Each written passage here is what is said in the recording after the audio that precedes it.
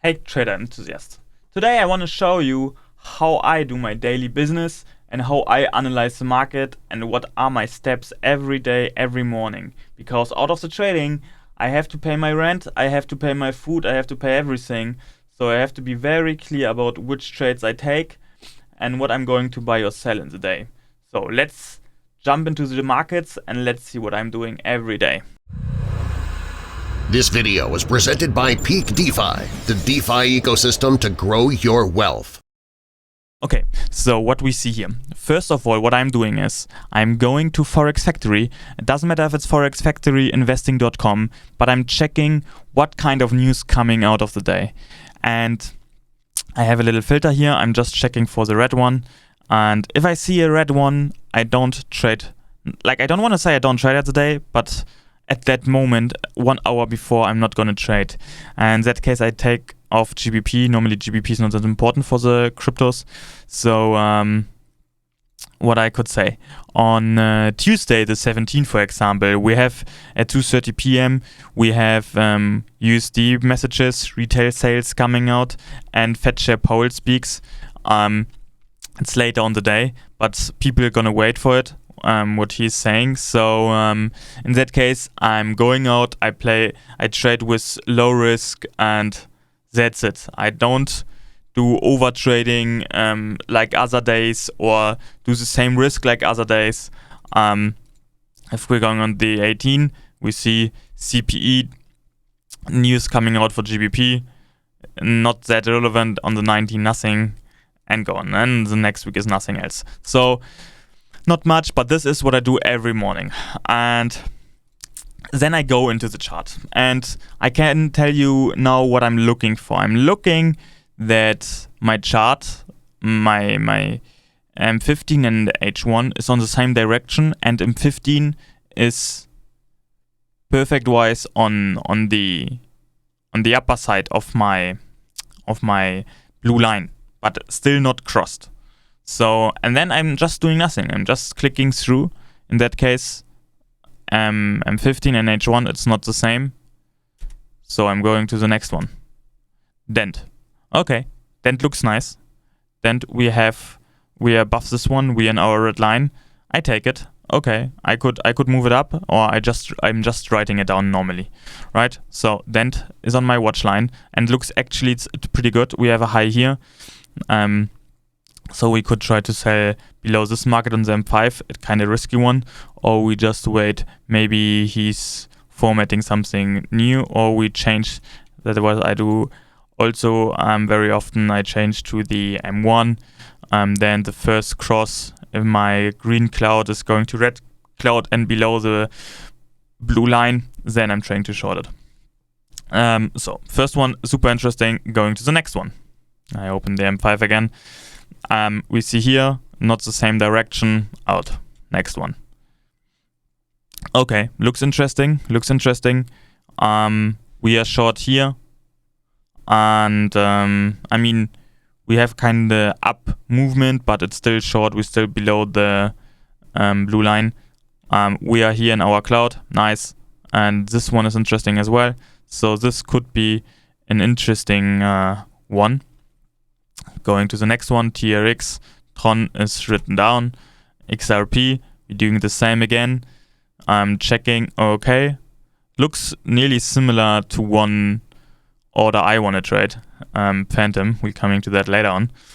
But yeah, it's nearly crossing, and here you see as well, we are far away from my band, so normally I want to wait, and if I wait, of course, market is going up. The emails are crossing as well, so I'm waiting for that.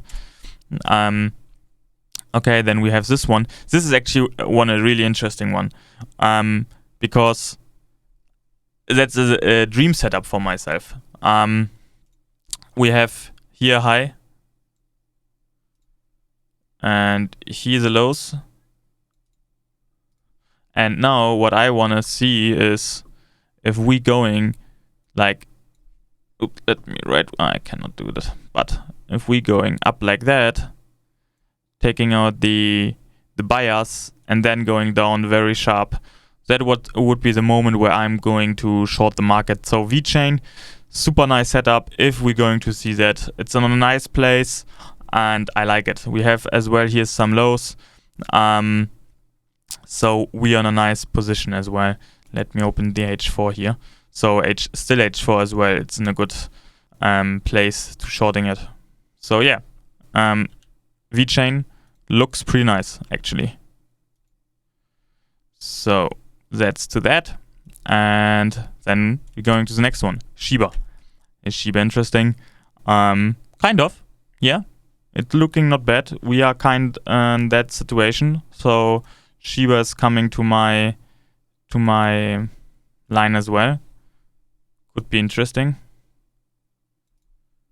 So Shiba would be written down as well. Now we're coming to Phantom. Phantom super interesting. We see a good line down below here.